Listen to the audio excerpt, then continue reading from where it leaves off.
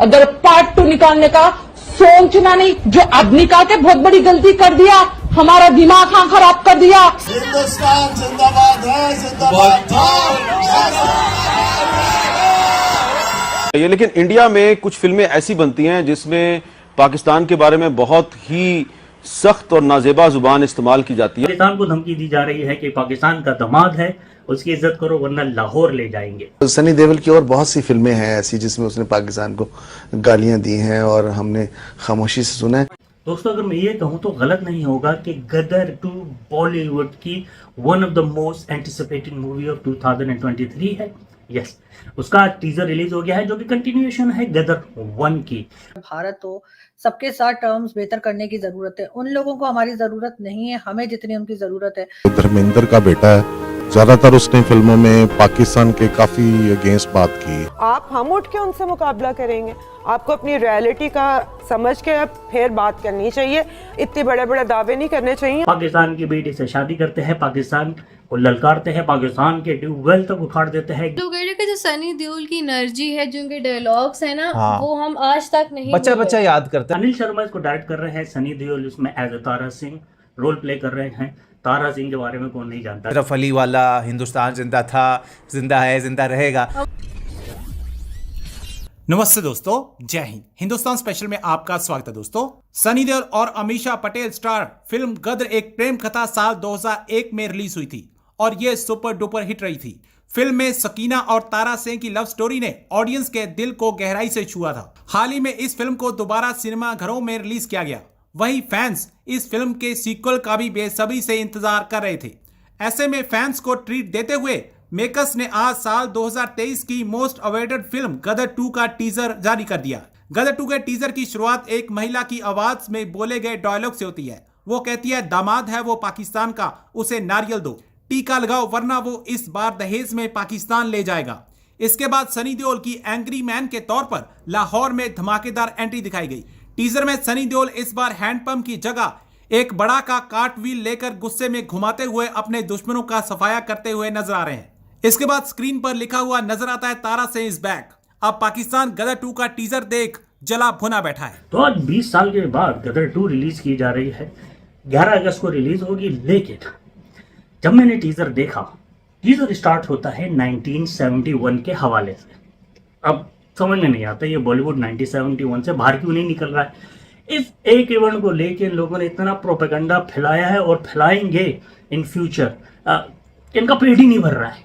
1971 में इंडिया का क्या किरदार था पाकिस्तान को 2 टुकड़ों में तकसीम करने का, वो सबको मालूम है। एनीवेज, टीजर स्टार्ट होता है 1971 में और पाकिस्तान को धमकी दी जा रही है कि पाकिस्तान का दामाद है, उसकी इज्जत करो वरना लाहौर ले जाएंगे। बहुत से लोग ये भी कहते हैं कि पाकिस्तान को इस वक्त जो हालात हैं उसमें जितने भी नेबरिंग कंट्रीज हैं, चाहे वो ईरान हो, चाहे अफगानिस्तान हो या भारत हो, सबके साथ टर्म्स बेहतर करने की जरूरत है। उन लोगों को हमारी जरूरत नहीं है, हमें जितनी उनकी जरूरत है।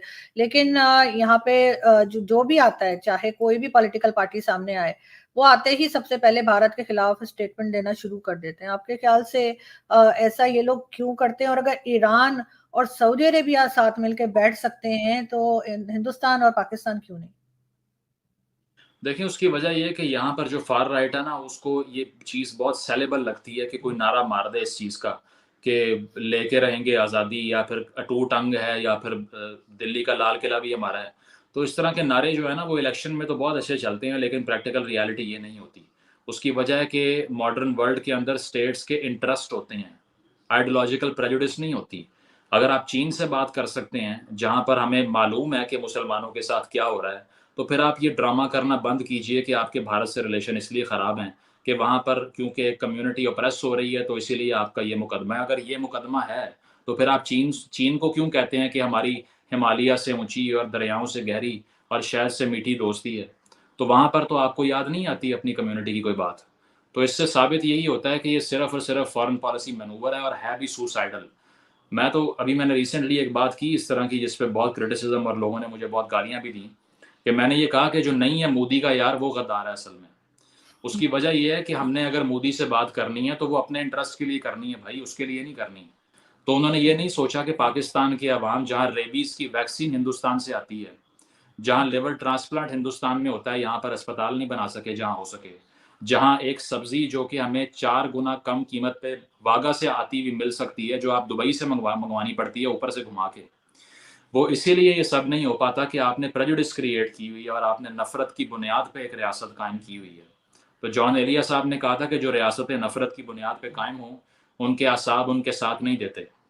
और हम भी वही देख रहे हैं कि हमने सिर्फ एक सोशल कॉन्ट्रैक्ट ये बनाया कि हाँ, हमें इनसे मुख्तलिफ कमरे में बंद कर दें और हमें मुख्तलिफ मुल्क दे दें तो फिर सब ठीक हो जाएगा, जबकि नहीं हुआ सब ठीक। आपने 2 नेशन थ्योरी की बेस पे एक रियासत कंस्ट्रक्ट की, 71 में आपका थीसिस फेल हो गया, 51% मुसलमान आपसे अलहदा हो गए। तो साबित ये हुआ कि अब ज़रा ह्यूमनिज्म की बात करें, अब मज़ाहिब की बुनियाद पे, आइडियोलॉजी की बुनियाद पे प्रेजुडिस को छोड़ दें, और साथ साथ अगर कोई भी कॉपरेट नहीं करेगा इस खित्ते में रहते हुए हिंदुस्तान से, which is the 4th largest economy in the world at this point, तो उससे बड़ा बेवकूफ़ी कोई नहीं है। तो ये सारे पॉलिटिशियंस जो हैं, इनमें विजन की बहुत कमी है। इनको नहीं इल्म के आने वाली नस्लें लड़ के जिंदा नहीं रह सकती। इनको नहीं इल्म के दोनों तरफ इतने न्यूक्स पड़े हुए हैं कि अगर उसमें से 10% भी चल गए तो इस खित्ते में 40 साल तक सूरज निकलेगा नहीं, फसल तबाह हो जाएगी।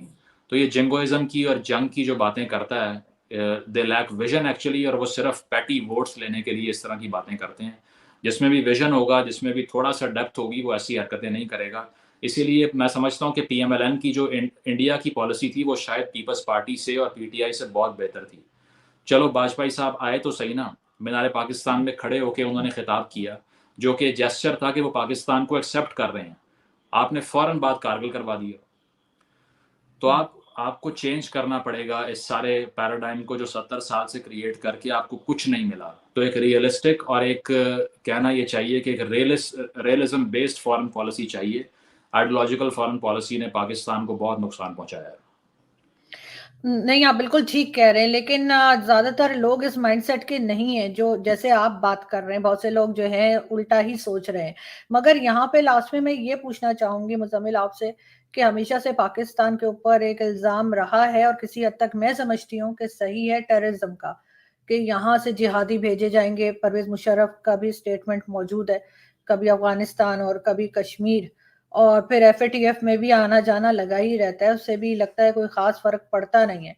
तो आपको क्या लग रहा है कि अब जो कहा जा रहा है कि जो ऑपरेशंस कर रहे हैं हम अफगान बॉर्डर पे, और TTP और ये सब जो हमारी बनाई हुई एक तरह से है, इनको ये कंट्रोल कर पाएंगे? क्या ये इससे बाहर निकल पाएंगे? कि ये जो नॉन स्टेट एक्टर, इन्होंने एक वर्ड निकाला है जो आज तक मेरी समझ में नहीं आया, वो क्या होता है, कि जब कोई वहां से पकड़ा जाता है कश्मीर से, ही कह देते थे नॉन स्टेट एक्टर्स, हमने नहीं भेजे।